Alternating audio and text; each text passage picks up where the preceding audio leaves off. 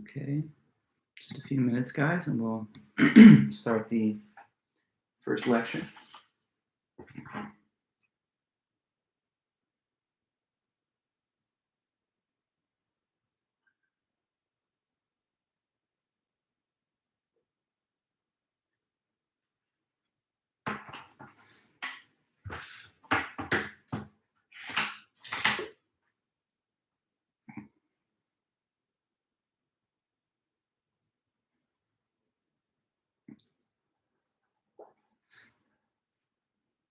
Three minutes.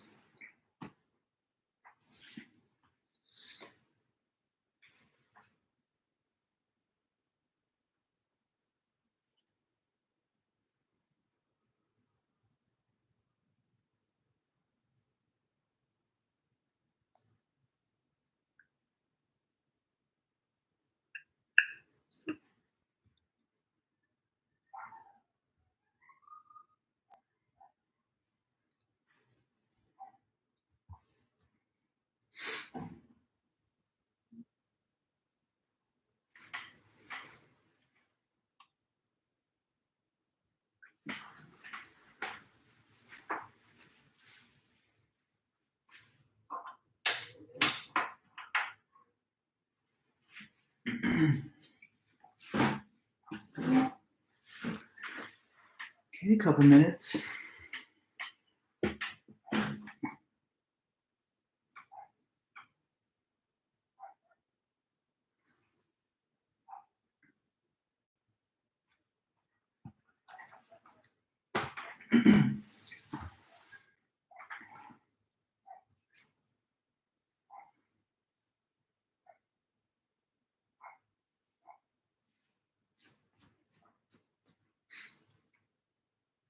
Hey, everybody, welcome to class. Just get comfortable and just have a few moments before we start.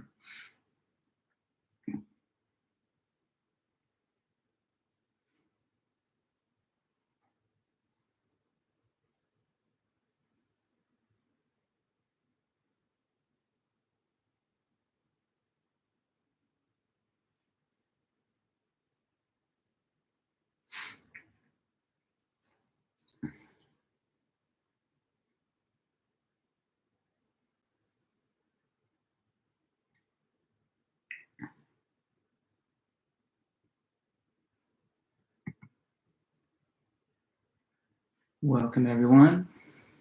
Thank you, guys.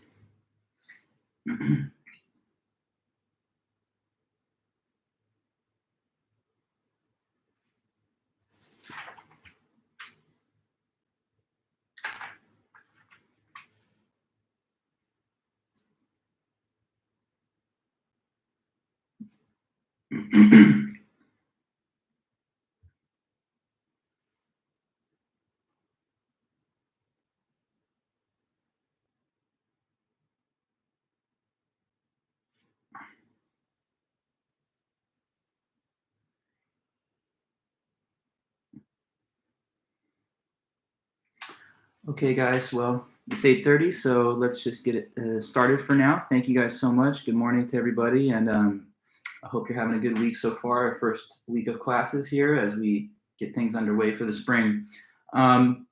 So today is our first actual, lecture based on the material and topics of our course. So let's just try to come together, focus, take some good notes, and then you'll be good to go for the rest of your day from here. I'd like to invite you guys to just say hello one time in the chat. I can see you here in the gallery, so there's no problem there, but it's always nice, I feel like, to just kind of get people into the chat interface, saying hello, good morning, and all that. Hi, Caitlin, Wendy, Saida, Leela, Amy, Ricardo, Audrey, Noemi, Vanessa, Kiwi, Lillian, Lindsay, New, Jesus, Daniela, Jorge, Ariana, everybody here, welcome back, and very good to see you guys. So let's just launch right into this. We are taking a class in Introduction to Critical Thinking, Philosophy 105. So the first few things I want to try and do for you guys are just establish some fundamental concepts that have to do with critical thinking and logic. And I would suppose the first main thing to do is just describe and define what it even is to be a good critical thinker. So let's talk a little bit about that. I have this whiteboard here, which I will use occasionally when I have to maybe show a little bit more of a visual diagrams or something that's hand drawn. In other cases where I just have written information, I might type some of it into the chat. So we'll use kind of the physical board plus our virtual interface here. When we go back to class, of course, we'll all be in person, and then everything will be classic kind of chalk and talk method, where I'll be in front of the class writing notes. You'll take your notes that way.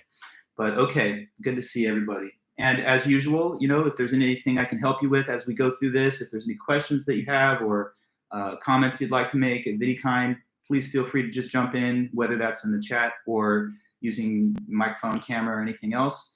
You have all those options. So, all right, let's say, what is a good critical thinker? I'm going to go ahead and type this out, and we'll describe and talk about it as I'm doing that. But good critical thinker, because that is the sort of goal we're trying to strive for, to be better critical thinkers ourselves. So we want to know what the sort of objective really is. A good critical thinker is a type of person. And I'll write this down before I talk a little bit more about it.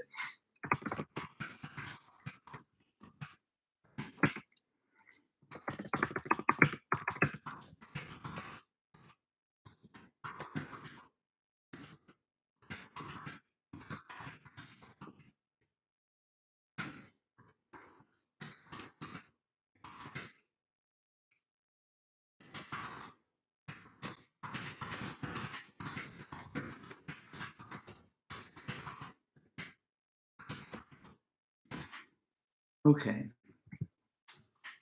So what you see here in the chat is the base definition of what it is to be a good critical thinker. One second. Just have to do one little quick thing here on my end. Not to worry about that. Okay, so what it says, good critical thinker. This is a type of person who that would not believe a claim unless it was supported by good evidence or good arguments.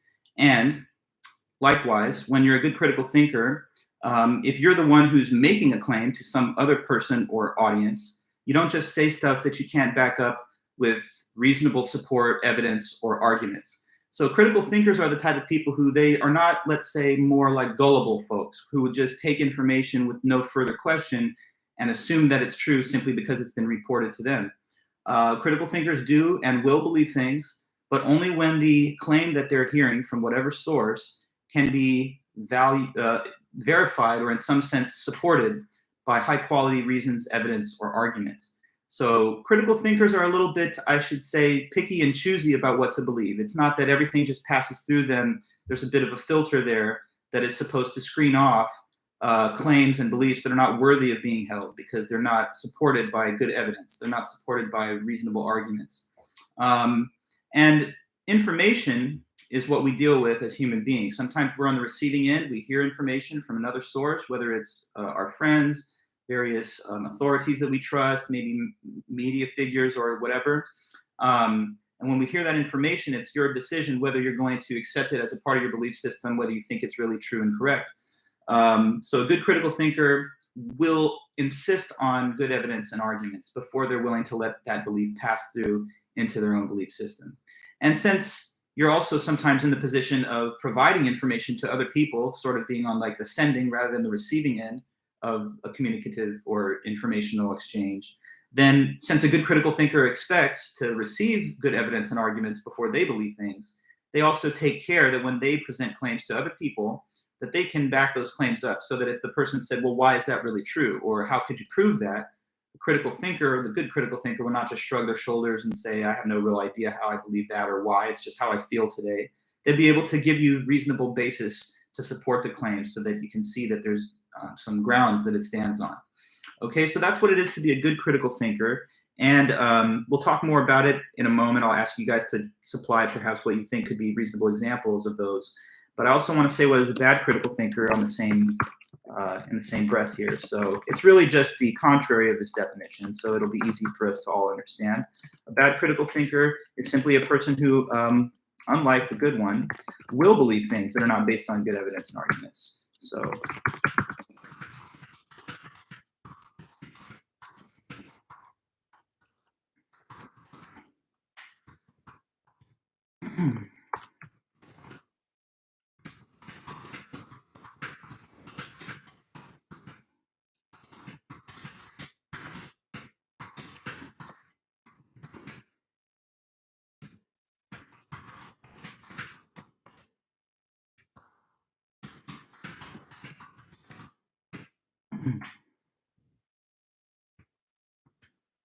Okay, there you see bad critical thinker in the chat.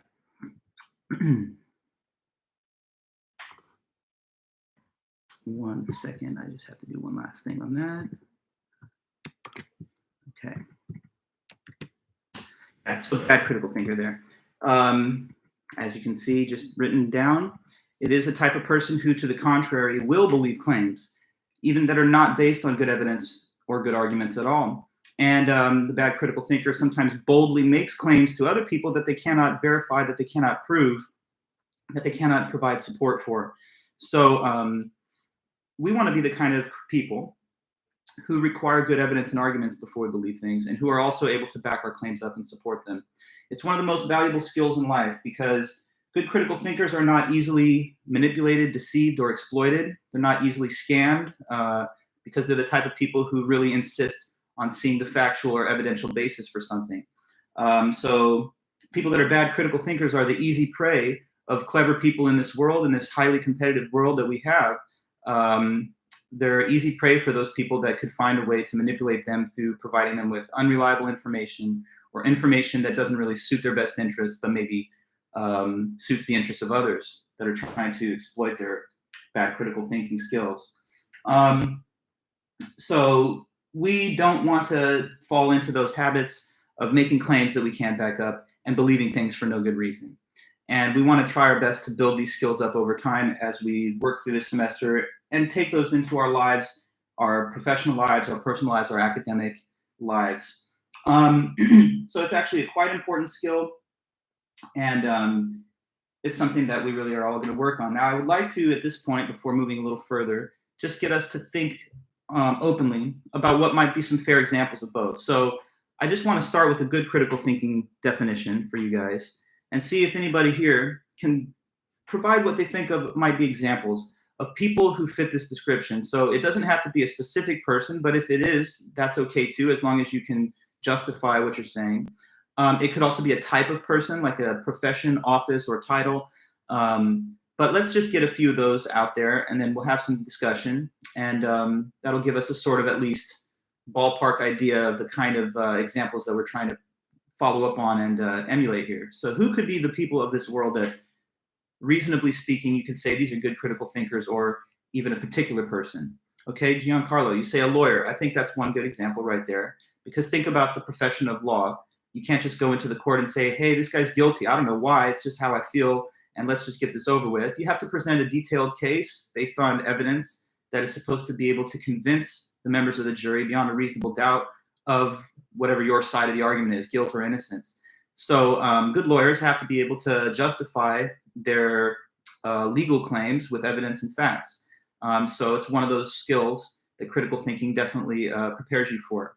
You say high-ranking military generals, Ricardo? I would think so, yes. The high-ranking military generals, I'm interested that you use that example, because those would be the ones that would be involved in planning and designing military operations.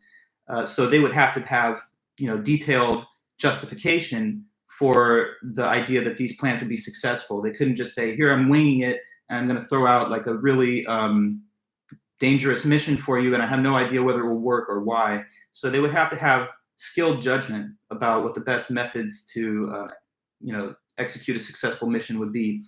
Now, you might have thought individual members of the military, the rank and file, they just have to follow orders. And so in some cases, you might think they're not being asked to make their own critical decisions or to evaluate information independently. But there are important military reasons for the concept of a chain of command, where issues can be delivered down from the higher reaches of the chain quickly and effectively. But yeah, high-ranking military generals that make all these decisions is a good case. A doctor, okay, Monica, maybe thinking of like a medical doctor, and that's a good example too, because they have to provide a diagnosis for a person's illness and also the proper course of treatment for it. And they can't just say to a person, look, I've just got the vibe that you've got cancer, but I can't really prove it or tell you why. So doctors, of course, have to be able to provide clear and compelling evidence for any medical diagnosis or course of treatment. Otherwise, they couldn't serve in their profession. Teachers and professors, sure, thank you. People like us, at least, are probably good critical thinkers at a minimum within the realm of our topic of specialization. So, if you have a professor in mathematics, I'm sure they could tell you every reason why a given mathematical formula is correct. Or if you have a history teacher, I'm sure they could provide ample evidence and reasons as to why this is the consensus view of a certain historical episode or time period.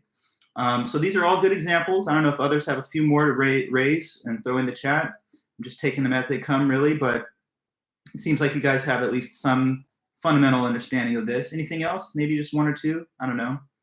It's already a couple of good examples. Someone who takes time to self-reflect before they make decisions. Yeah, careful decision makers that weigh all the pros and cons and do a cost-benefit analysis type thing can probably say, well, my choice here is not just based on a whim or an impulse, but I have a detailed analysis that bears out that this was the right choice. And the same thing could be seen in like a business person, right, Jesus? Making careful and wise business decisions means that you have to study all the market factors, what's trading well, what kind of marketable products or advertising campaigns will be successful. And that would also have to be based on a rational analysis. I mean, judges, scientists would be another example. Scientists, of course, have to provide theories about how cause and effect relationships work in nature. And they can't just say, hey, here's my view, but I couldn't prove it. It's all based on observational evidence that could even be tested for its accuracy later. So these are great examples, everybody. Now, let's try and swing to the other side of the discussion. And who do you think, either individually or in general, could be people that are overall bad critical thinkers, or at least not as good? So, William, you say children, and that's probably fair.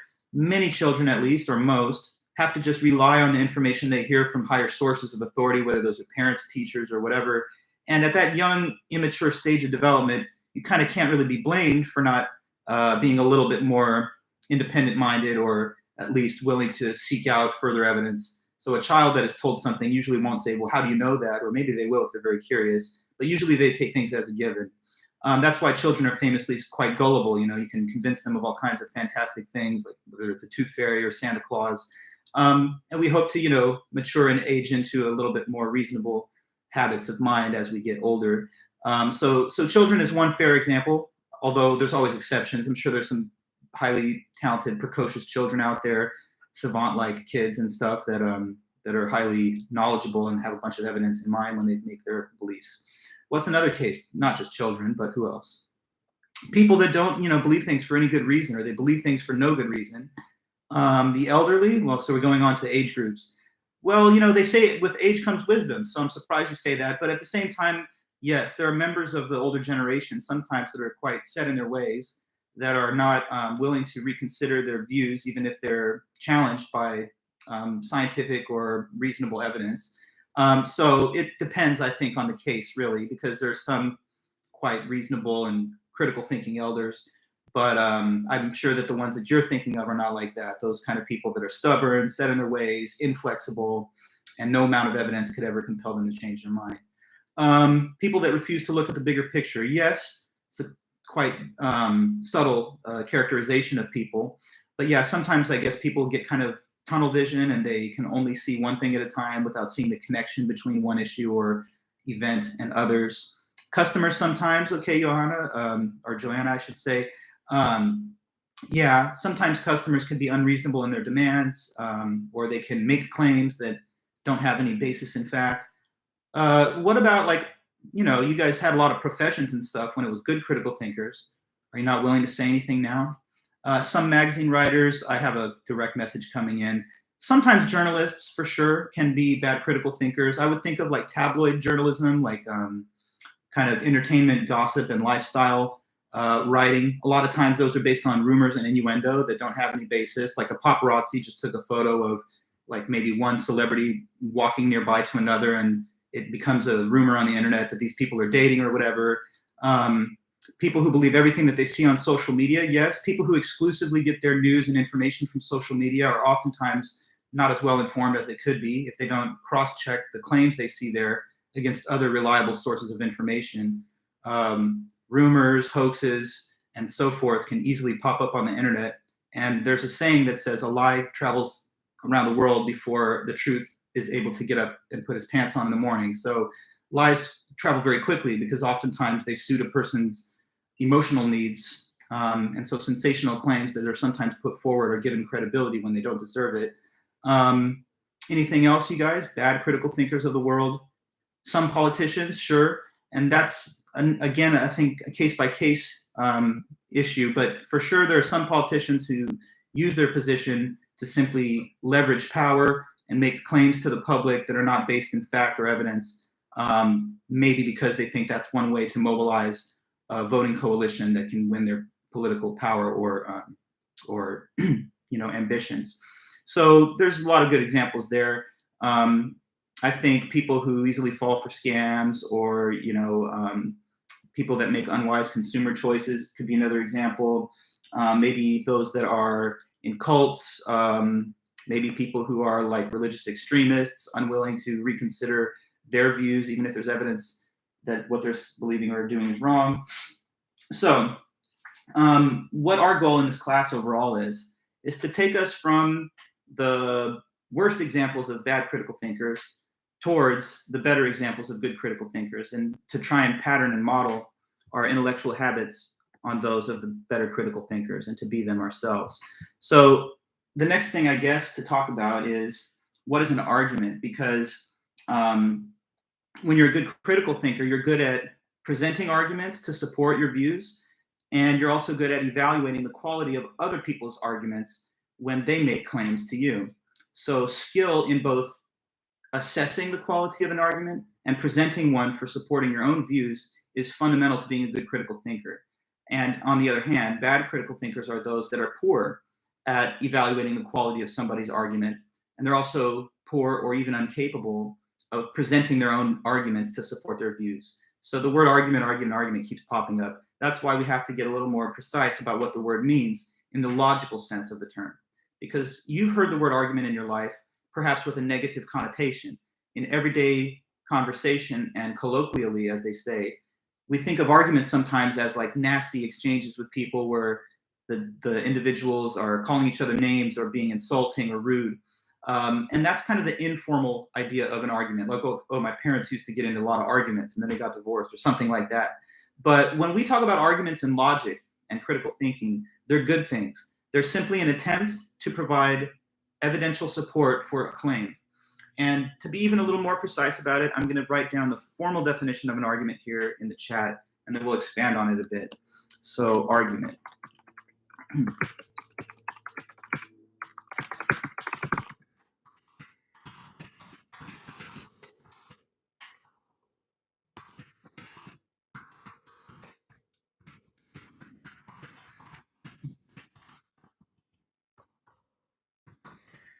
Okay.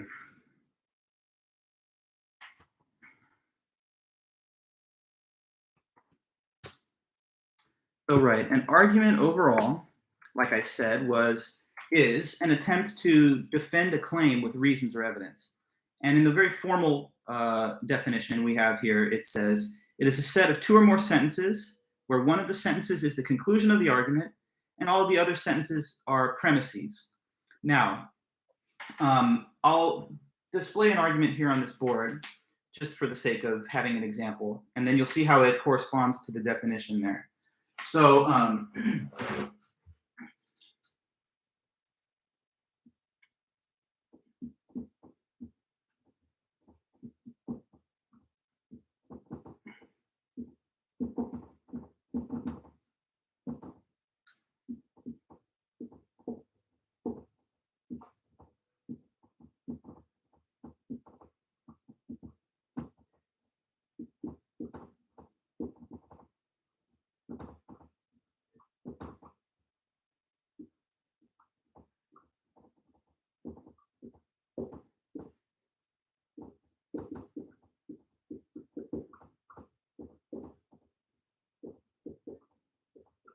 okay, so I wrote down just a random example of an argument here. The premises are listed here, number 1 and number 2. Those are the premises, and the conclusion is written below.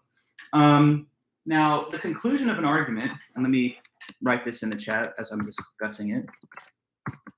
Conclusion of an argument is the statement that you are trying to prove to be true.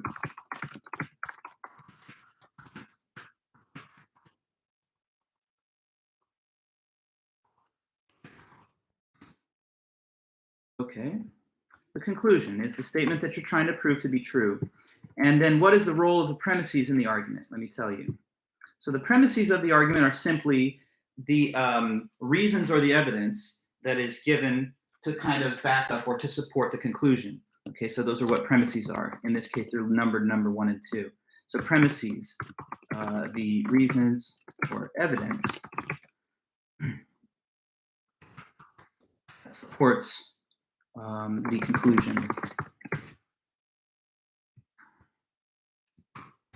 Okay.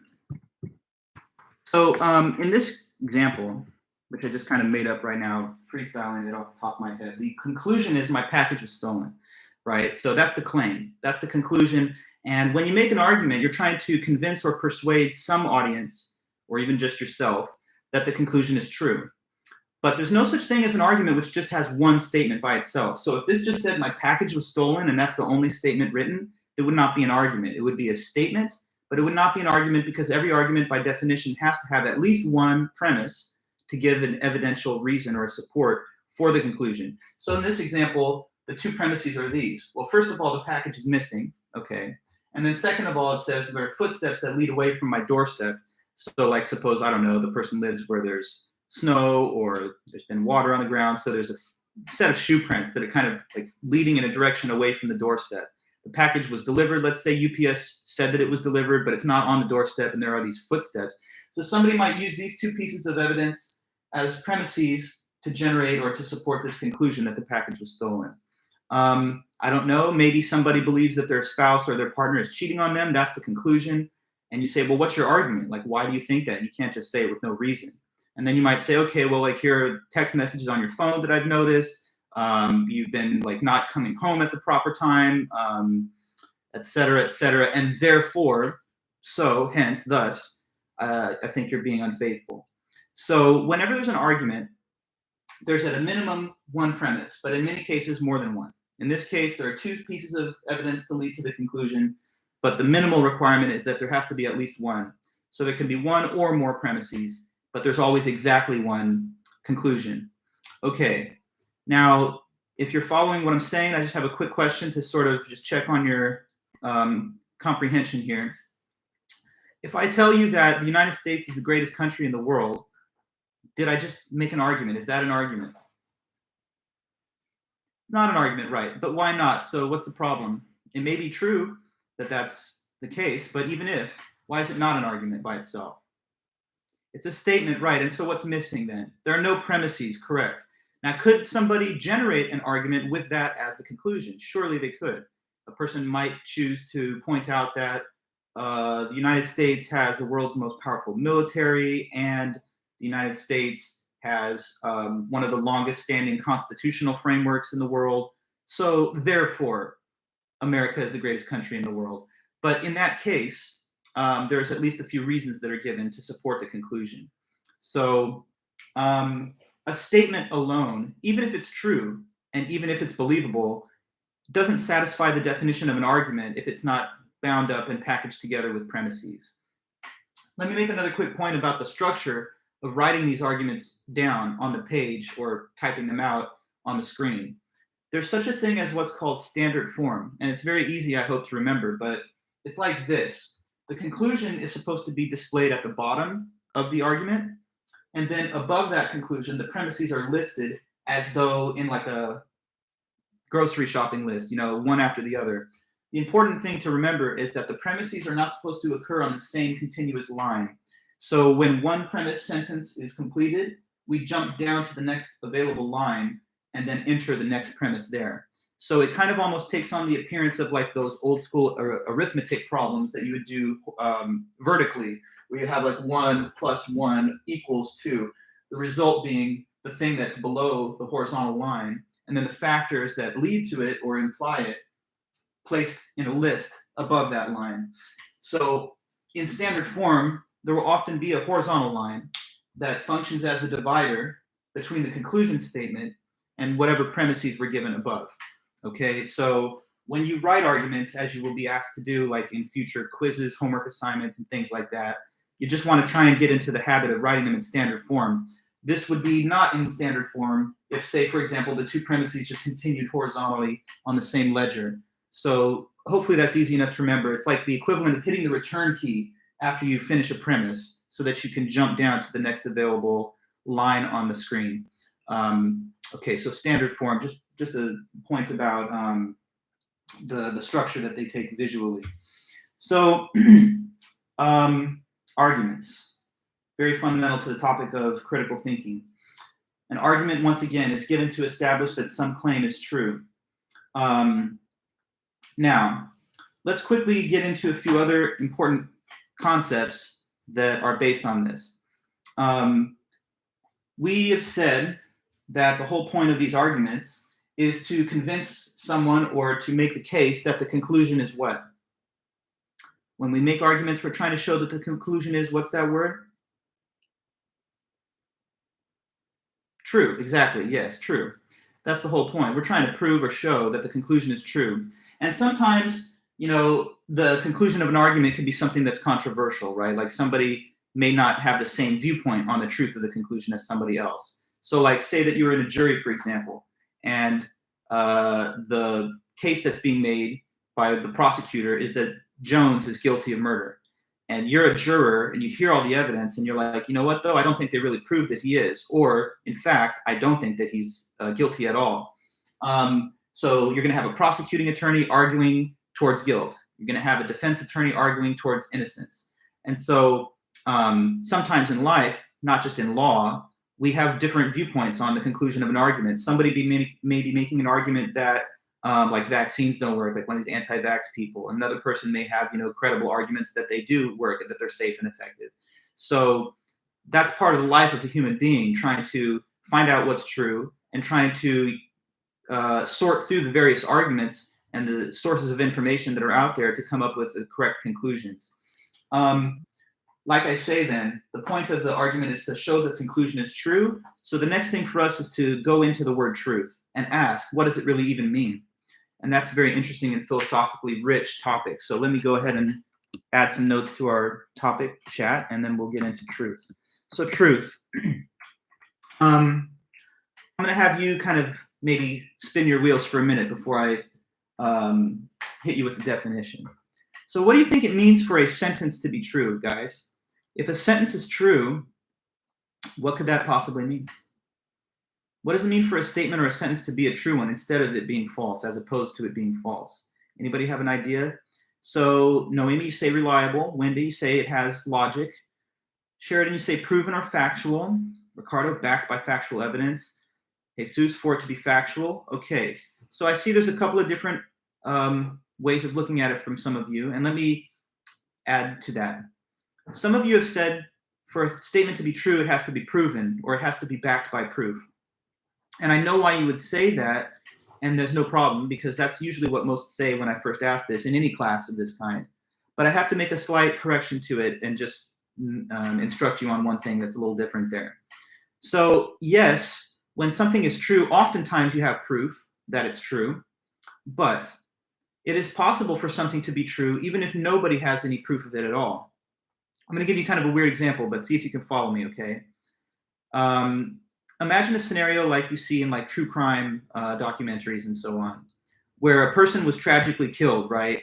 And the murderer, disposed of their body in a place that nobody knows of.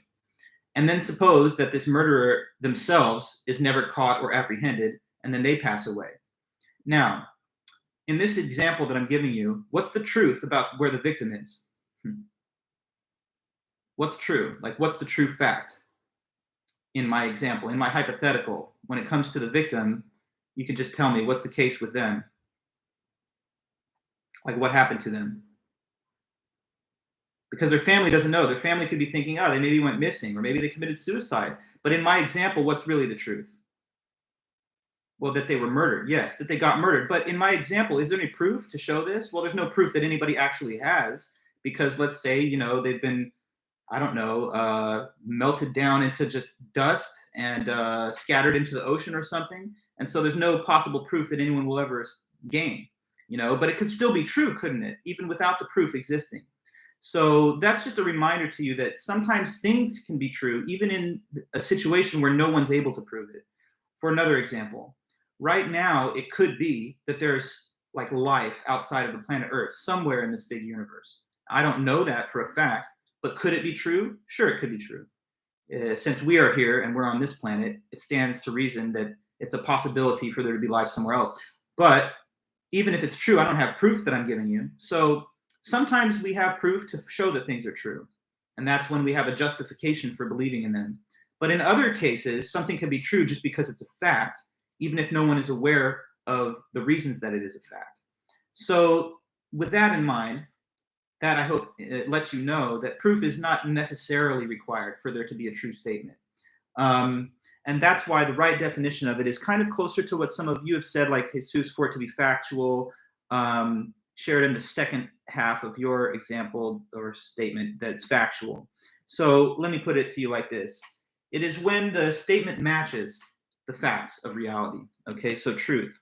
When what a sentence says matches the facts of reality.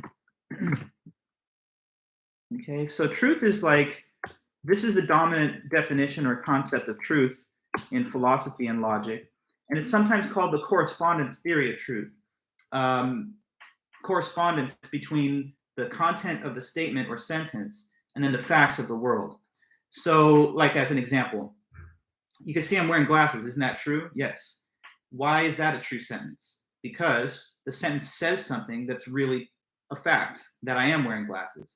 If I say to you that I'm wearing a hat, I'm not at this time. So that would be false, you see? And the reason it's false is because the statement mismatches what's real, okay? If I told you that I was 100 years old, I would be saying a false statement because that's not the time that I was born.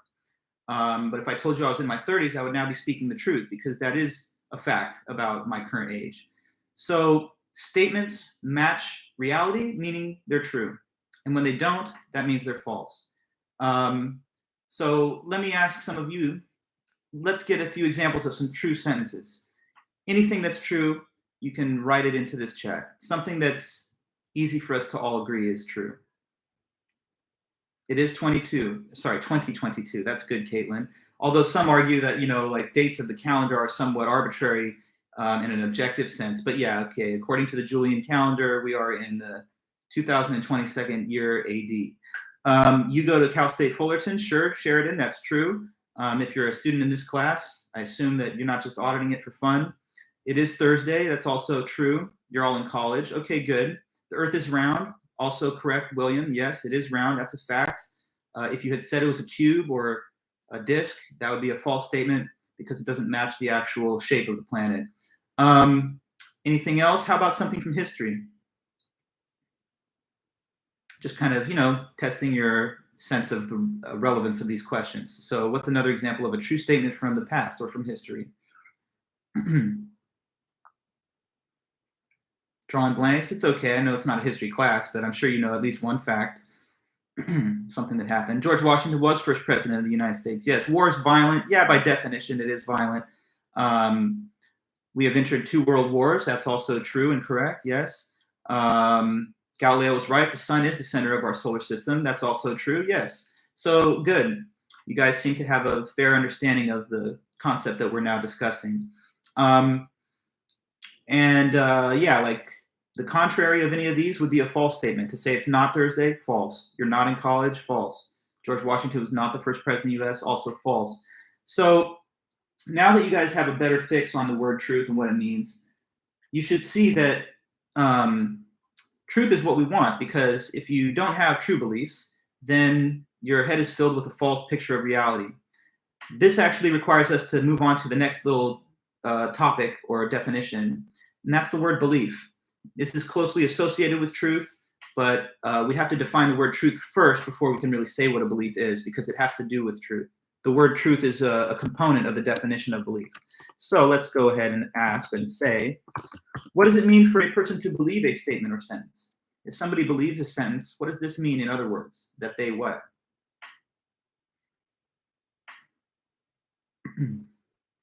To believe or that they agree, yes. They agree with the sentence, right, yes. And they trust the sentence, I guess another way to put it, Sheridan. Noemi, I like the way you've put it, good. And that kind of brings all those comments together. They think that it is true. Agreeing with it, standing by it, means that you think that it is a correct statement. So a belief is just when a person thinks that a sentence is true.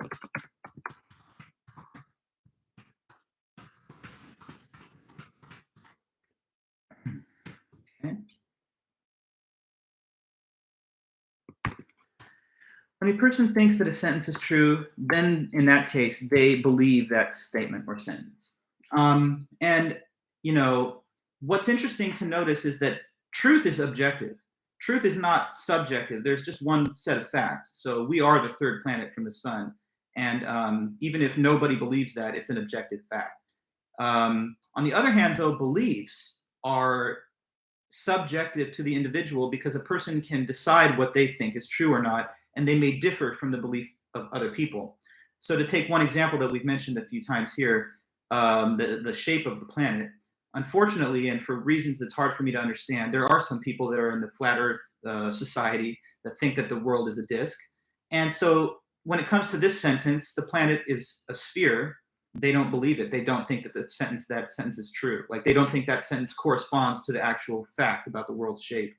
And so to another individual, all of us, I would hope, and most reasonable people, the sentence that it is a sphere is believed. Like you think that that's not just someone saying that, but that's really true. Okay, so beliefs, people can have different beliefs when it comes to one and the same proposition. Take again the case of the jury trial. Take the statement that Jones is guilty. To the juror who's going to weigh in and say, I vote for guilt, they believe that statement. They think it's true.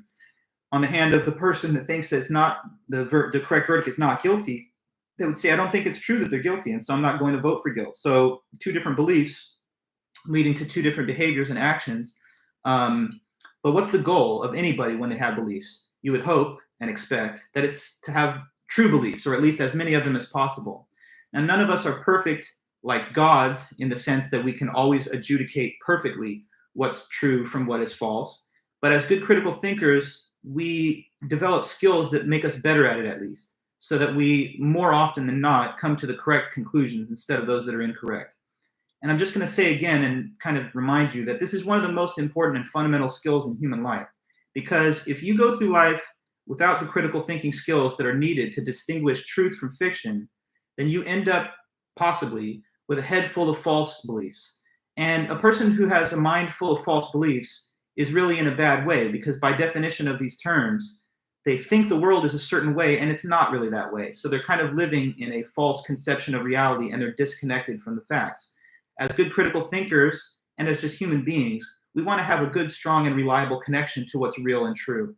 And that means that you're going to have to become skilled in the way of evaluating claims, weighing the evidence for them, and reaching reasonable conclusions from there.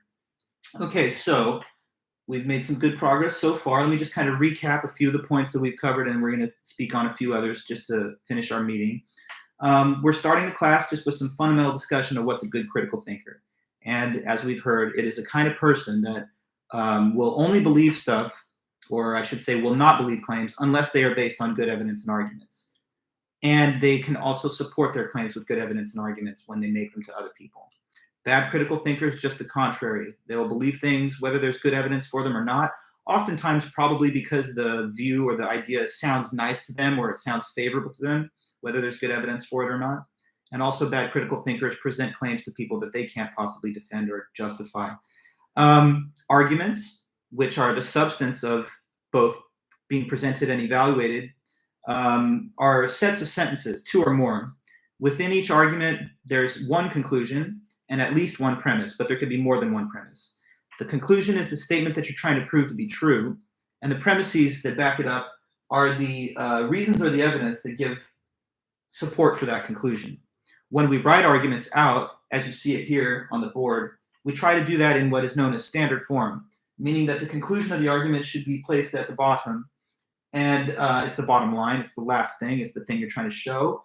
And then the premises are listed in a list-wise form above the conclusion, often separated by a horizontal line. Now, the point of making the arguments is to show or prove that the conclusion is true. And that means, if it is true, that it's a statement which really does match reality. So the whole effort of making arguments and presenting them in the first place is to make the case to people, others, and yourself, that the claim at the bottom is a true claim. And the evidence that are provided in the premises are supposed to defend and support that. So truth is when the statement matches reality, and a belief is when you think that the statement matches reality. And of course, sometimes people can have beliefs that are false. Somebody can believe that their partner's not cheating on them, but they are. Somebody can believe that the planet is flat, but it isn't. But as critical thinkers, we try our best to form beliefs that are in line with reality, and in other words, that are true. Okay, now, the next thing I guess I want to talk to some of you guys about is that there are these premise and conclusion indicator words is what they're called. Okay, so first I want to speak about the conclusion indicator words. And actually, I'm going to, I think, enlist your help to get some of these into our chat. Okay, so conclusion indicator words, everybody. Actually, you might be surprised to recognize that you already have some of these in your vocabulary. You just haven't been maybe pointed to the function that they have in our language. So like when we make an argument like this, I'll just read it out. My package is missing, and there are footprints leading away from my doorstep. Now, what is a word that might be spoken or written right after this second premise before you say the conclusion? And this word kind of has the meaning, here comes the conclusion, or this is what follows from the premises. Okay, very good, Megan. Therefore, that's one of them. Also, Amy, the word so, that is another one. Correct. That's a very everyday option for a conclusion indicator word. So let me show you how both of those would work. My package is missing. There are footprints leading away from my doorstep. Therefore, my package was stolen. Or package missing, footprints, so my package was stolen, right? This word so indicates that you have a conclusion now that is going to be asserted. Therefore has the same function or role. There's others though. Can anybody else think of one? Thus, that's another good one, Monica. So you came home late tonight, you have lipstick on your collar, thus you're cheating on me, right? Thus you're having an affair. Maya, you put in the word meaning. And I kind of see why you would say that, but I don't want to add that to our list, only because there are separate uses of it that have a different use than the one that we're having here. Like when I say that one thing means another, that's not always to show that the first claim implies the second one. So like I can say to you that, let me see here. I'm a hemophiliac, meaning that I don't have enough platelets in my blood to create blood clots. But that's not necessarily a logical argument where the first claim implies a conclusion. It's just a definition of what the word is. So meaning is more often used in descriptions of like what a term refers to. If I say, let me think here, I am a widow, meaning that my husband is dead. This is not, I mean, in a sense, it does imply that, like, if I'm a widow, then therefore, yes, my husband is dead. But it's more about translating the meaning of a sentence or word into another set of words. So although it's close and I see the connection, let's avoid it so that we avoid that little confusion. But so far what we have is this. Therefore, so, thus, as a result, that's fair enough, Daniela. So we could say, I live in Orange County and Orange County is in California. So as a result, I live in California. Or I live in Orange County and Orange County is in California. Therefore, I live in California. Or so I live in California. Thus, I live in California. What's another example? We have a few others, just if you can dredge any up out of your mind. Therefore, thus, almost said one. Maybe you heard it, but if you did, you'll put it into the chat. Hence, there you go, Kiwi. Yeah, so that's a little bit of a formal sounding one that you've heard maybe in the 19th century English writings, but you know, hence, it's still used sometimes today. So you were out all night and you have these text messages on your phone, hence, you know, you're cheating on me. Hence, thus, therefore, so. Any others? A couple others? They just kind of roll off the tongue. In conclusion, Sure. Only thing about in conclusion that I would say, Monica, is this. It's fair. It sort of qualifies. But sometimes people say in conclusion when they're just saying the last thing instead of what is the logically implied thing in a set of facts, right? So if I say to you, I woke up this morning, I made breakfast, later on I had lunch, and in conclusion, I had dinner. That dinner is not like a logical consequence of the first two things. It's just the third thing in the order of time. So it's fair, but it's not my favorite one only because it does bear that slight temporal versus logical ambiguity. It can be asserted that, okay, Darley, I like the attempt, but not necessarily, because if you mean it can be asserted that on the basis of these premises, sort of, but anything can be asserted if by assertion we just mean can be spoken or claimed. Ricardo, you say which leads to, kind of, but it's an unconventional phrase, not used that often, but I mean, if it were used, it would sort of serve the proper role. Let me add another one. How about consequently? You guys ever heard? Consequently, so we have therefore, thus, so, hence, consequently. That's good, Jesus. Yes, on the same page. No, not suggesting, Joseph, because that's too weak. Suggesting just means here's a possibility. But with arguments, we're usually trying to say that there's a clear implication that this must be true, or with high probability is a given based on the premises. So suggesting only makes a weaker claim, like this is a possible outcome, rather than one that's either probable or necessary. There are some funny, like really old-fashioned ones that are not used much anymore. One of those is like the word ergo, which is Latin for a conclusion indicator word. You'll sometimes see that in academic writing. I've seen QED, which is another Latin phrase that stands for quoth est demonstratum, meaning so it is demonstrated. But these are less commonly used for the obvious reason that they're a bit jargony and old-fashioned. So in most everyday speech and writing, you're going to see people saying therefore or so, or in some cases, consequently. Another one could be it follows that. So, my package is missing, there's footprints leading away, so it follows that my package was stolen.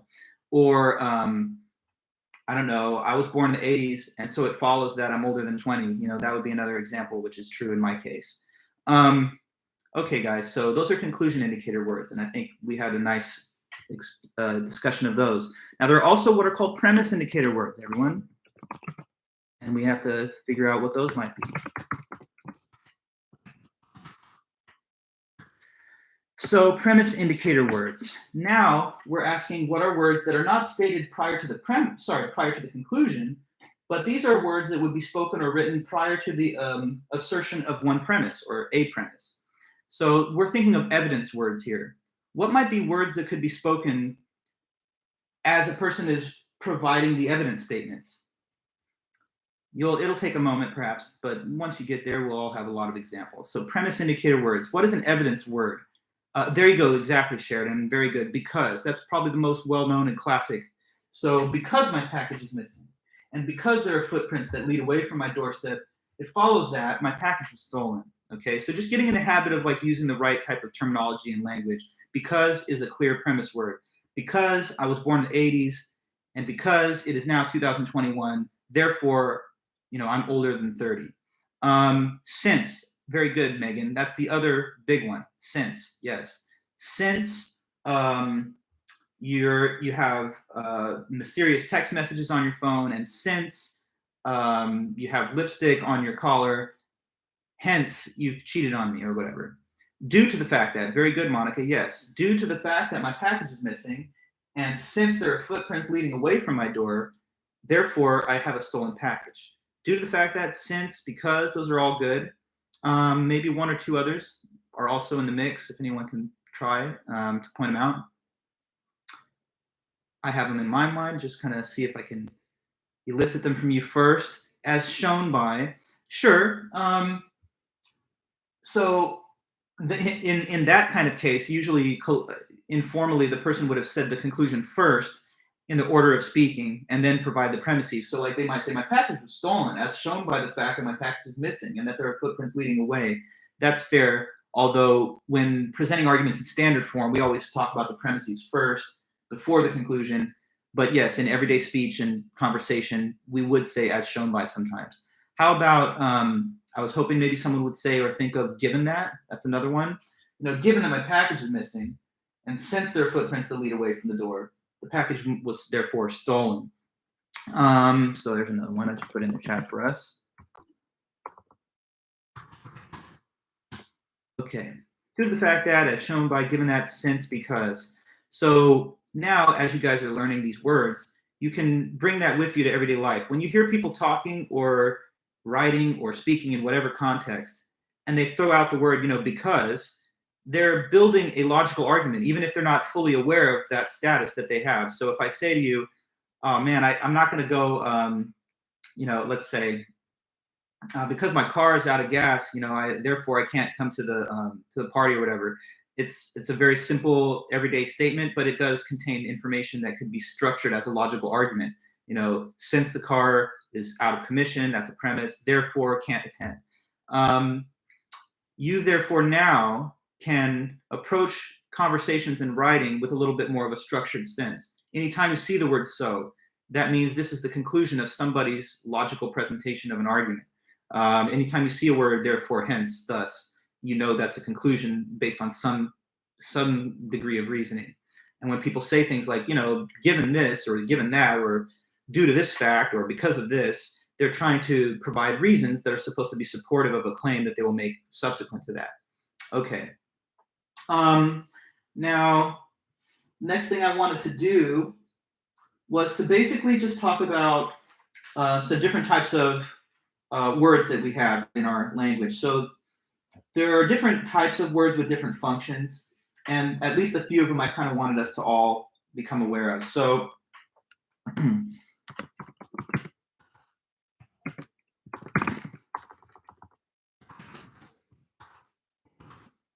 okay, so types of sentences here.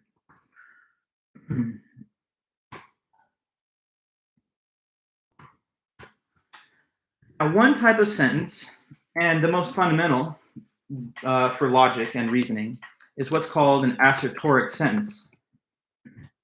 And an astrotoric sentence is simply this. It is a sentence that is either true or false.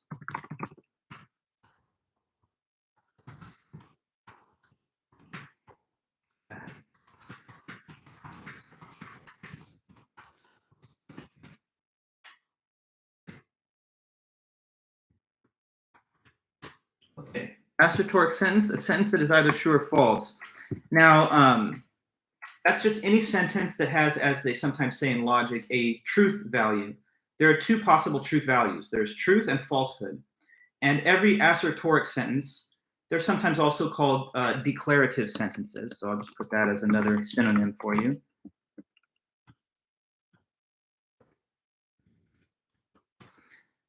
So yes, an assertoric or a declarative sentence is one which is either true or false.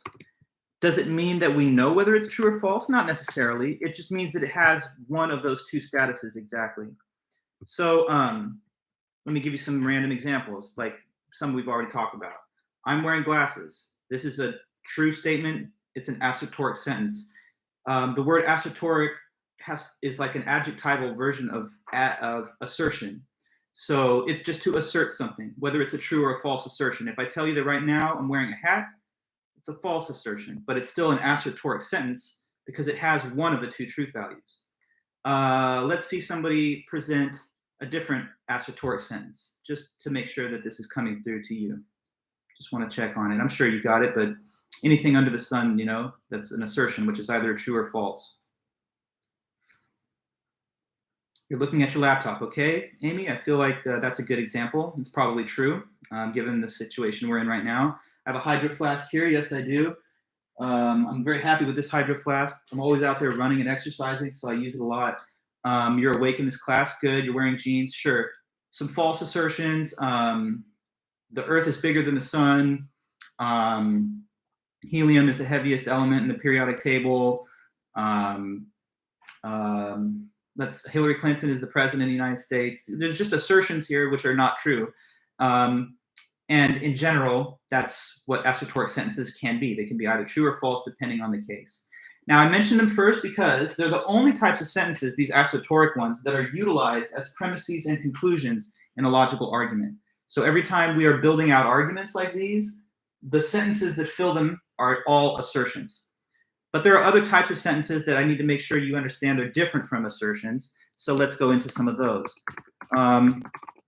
Another category are what are called interrogatives. And those are easy to understand. Interrogative sentences are simply questions, as the word interrogate kind of implies. So simple enough. An interrogative sentence is just any sentence that ends with a question mark. So notice that's not an assertion because it's a question about what the fact is. If I ask, where is the bathroom? You can't say true because I haven't asserted anything, nor can you say false because it's not a claim that was made. What you could do is like direct me towards where it is or give me the information I'm requesting. But it's a different function of language, isn't it, to ask a question as opposed to making an assertion. So what are some of your favorite interrogatives? Let's just see a few here to make sure that you've got me. Easy enough, but what could be some? Not all at once, but just let me know whenever you're ready. What is your favorite color? Sure, in my case, red. What time is it? What time is it? 9:27. We're getting closer to the end. What's the date? 27th. I'm answering the questions just for fun. But yeah, these are all good examples of interrogatives. One or two others just to kind of put them in the mix. Anybody? So many questions in the world. I mean, there's an infinite range of possible questions that you could ask. But maybe one or two. What are you doing? Okay, so a lot of these are directed to a specific person. There could also be metaphysical questions like, do aliens exist? Stuff like that. Okay, very good. Do you like pineapple on pizza? I'm kind of neutral on that. I don't have passionate feelings. I know a lot of people are very much, pineapple gang and others aren't, but to me, it's good. It's just not amazing or whatever. Okay, cool. So we've got good answers. Well, I should say good questions. Maybe not good answers, but it's fine. So next up, there are also imperatives. Now, imperatives are also simple to understand. They're commands. They're commands. It's when you try and direct a person's action or behavior through the issuing of a command. So, for example, if I say to somebody, sit down, take out the trash, put your hands behind your head, anytime I order a person or in some way direct their action, I'm giving an imperative. So can you think of any such examples of imperatives other than those I just mentioned? Commands, things that might be said to a person in a way of commanding their action. Like what?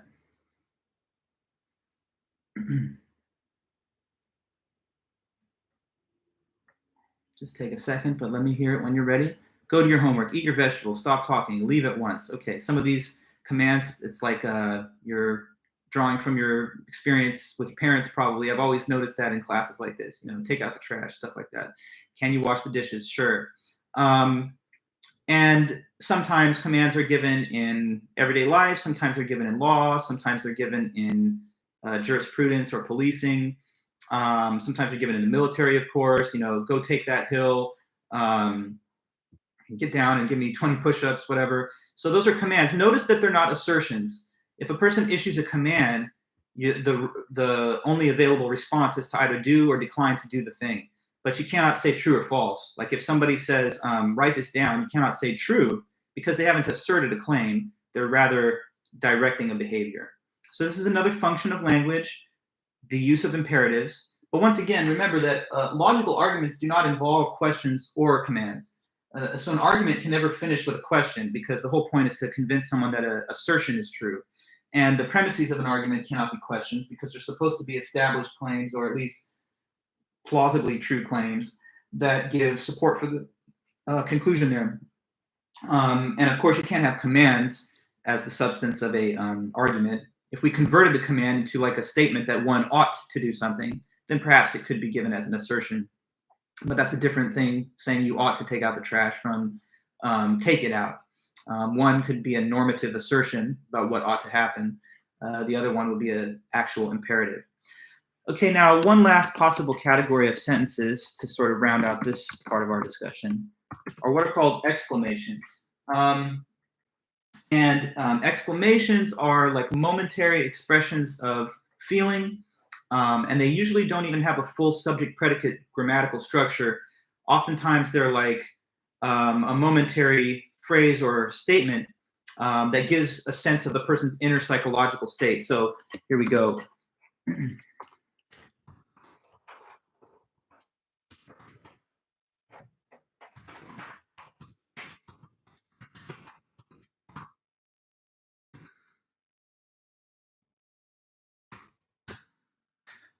So think of, for example, you're like watching a sporting event and you're really like cheering on the team and you're like, yay, like something like that. That can just express that you're happy or excited with the outcome or with some of the plays, but it's not itself an assertion. It's not like anyone can be like, yeah, true or false, or direct it to a behavior or think of it as a question.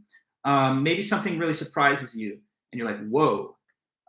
The statement whoa, well, the exclamation of whoa, doesn't contain semantic content that can be evaluated as a true or false assertion. But what it does reveal is that the person for that moment is kind of surprised at something or startled. So like, whoa, yay, boo, and things like that are exclamations. Maybe if a person says like, oh my God, or whatever, you could think of that as another case of an exclamation, which reveals some kind of sense of surprise or at least being startled. So exclamations are used all the time in life. You know, sometimes we cheer the things that we like. We jeer the things that we don't like. We express our excitement, surprise, fear, hesitation, yikes, you know, stuff like that. But these are not in themselves suitable to the forming of logical arguments. All of these different types of sentences are essential for the everyday activities of life. You know, we have to ask people things. We have to sometimes command people, direct their behavior, reveal our inner state of feeling through our exclamations. But logic is the part of life and language that's reserved just for the presentation of arguments that are based on assertions that can be evaluated as either true or false. So just a few points there on what are some different types of words in language. Okay, so let's see here. Okay, yeah. And the only last thing I guess I want to say as we wrap up today's first meeting is that there's a difference between an actual argument and then a set of sentences that does not add up to an argument. So let's not misunderstand that it's not that every single set of sentences builds an argument. If there's no relation of logical implication, then you might just have a set of sentences. Even if they're all true, they don't constitute an argument for anything. So here's an example. Let me tell you this. Today is Thursday. Dr. Vulich is wearing glasses, and Joe Biden is president. Did I just make an argument? It's more than one sentence, but it's not an argument. And why is it not? What's wrong with that set of three sentences that's not an argument? Well, there's no premises, or at least none of the statements are evidence for any of the others, right? So the fact that it's Thursday and the fact that I'm wearing glasses, those are not pieces of evidence that stand to support that Biden is the president. He's the president whether or not today's Thursday or whether I'm wearing these glasses or if I take them off. So we can't claim of that it is an argument, because the sentences that are given, even though they are all true, it is true that I'm wearing glasses, that Biden's the president, that is Thursday. Those are all facts, yes. But none of them is a piece of reason or evidence that implies any of the others. So like if I just told you that there's a marker on this table, there's a hydro flask on this table, and there's a cell phone on this table, those are true statements that are all true statements. But they do not amount to an argument. When there's an argument, this is key, there's always going to be some kind of inference that is made. And the giveaway that there's an inference is the presence of the conclusion indicator word. So if I say to you that, you know, people were upset with the previous administration's management of the pandemic, and therefore Biden won the presidency. Now I'm like making at least an argument that someone could judge to be true or false, or I should say that they could judge to be a good or a bad argument. But in that example there, the first sentence is given as evidence or support for the conclusion that's based on it. So just know that not every random collection of facts makes an argument. We are the third planet from the sun. Spider-Man was the highest grossing film of the pandemic. And I don't know, the Tampa Bay Buccaneers lost in the NFL playoffs. These are three statements that are true, but they do not qualify as an argument. So for there to be an argument, we've got to have one of those conclusion words: therefore, hence, thus, so. Now, maybe one thing to mention is this: a person can definitely make a weird, bad argument where the premises are irrelevant to the conclusion. And in that case, it would technically qualify as an argument, but it would just be one that's not good. If I said to you that, let's see, Spider-Man was the highest grossing film since the pandemic started, therefore the Tampa Bay Buccaneers lost in the playoffs, it would be a weird argument because the evidence that I'm giving is completely disconnected from the conclusion itself. But that would be an argument in the technical sense because someone's at least claiming that that's evidence for the other thing. So in the absence of any kind of inference, there's no argument. But sometimes people can make weird inferences based on unrelated information. And in that case, it's sort of an argument, minimally speaking, but it's a bad argument because the evidence does not provide good support for the conclusion. So with good arguments anyway, the evidence provides solid reasons to assume the conclusion is true. And they're not just kind of random, unrelated statements or facts. Okay, guys, so let me just kind of wrap up all the material for today, and then we'll be back on Tuesday next week with the next installment in our lecture series. So here's what we've done so far today. We started off by just talking about what is a good critical thinker, and then it's a person that won't believe claims or information unless it's supported by good evidence or arguments. They also are the kind of people that are capable of supporting their own claims that they present to people with good evidence and arguments. So whether it's receiving or sending information out, they make sure there's good evidence and arguments attached to any claims. Bad critical thinkers are those that believe things without good evidence and arguments to support them, and they'll also make claims to people without being able to defend those views with evidence and arguments. Now, arguments, in the technical sense of logic, are good things because it's an attempt to try and support a claim with evidence. So we should seek to evaluate arguments and to make them in support of our own views. And in the technical sense, an argument is simply a set of two or more sentences where one sentence is the conclusion and all the others remaining are premises. In every argument, there has to be a minimum of at least one premise and one conclusion, but there can be more than one premise. The conclusion is the claim that you're trying to prove to be true, and the premises are the evidence that supports that conclusion. Truth, which is what you're trying to show the conclusion has, is simply when whatever a statement says matches reality, as for example, that I'm wearing a watch, which is true, because there it is. Some statements are false because they don't match reality, like in the case of me saying I'm wearing a hat right now, that's not true. Belief is when you think that a statement is true or matches what's real.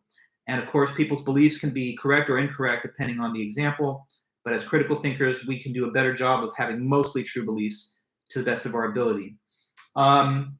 We then, I guess, talked about how there are conclusion and premise indicator words.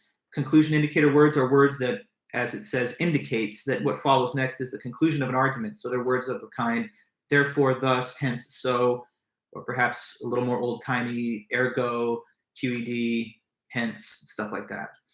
Premise indicator words are evidence words, which reveal that now you're hearing evidence towards a conclusion. So words like because, since, given that, due to the fact that, on account of, insofar as, inasmuch as. So there's a variety of examples there. And then last thing I guess we talked about is that there are different types of sentences in logic and language. Logic primarily relies on what are called astrotoric or declarative sentences. And those are just sentences that have a truth value, whether true or false. But aside from that, there are interrogatives, which are questions, like where's the bathroom? There are imperatives, which are commands, like get on the ground. And then there are also exclamations, which are words that reveal a person's inner psychological state for a moment, things along the lines of, whoa, yay, boo, and so forth. All right, well, that's, I think, everything I wanted to go over with you guys for the first meeting. So let's just probably wrap it up here, but let me hear you say goodbye if everything's okay, and then I'll close the stream.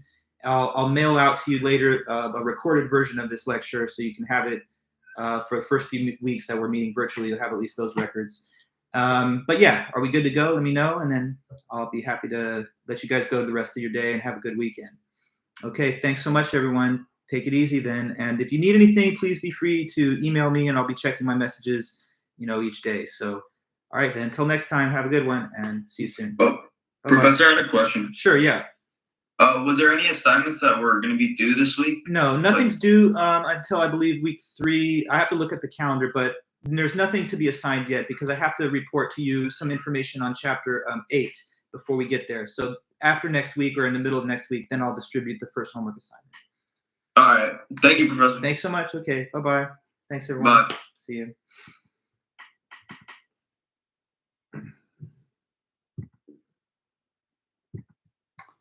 Okay. See you guys.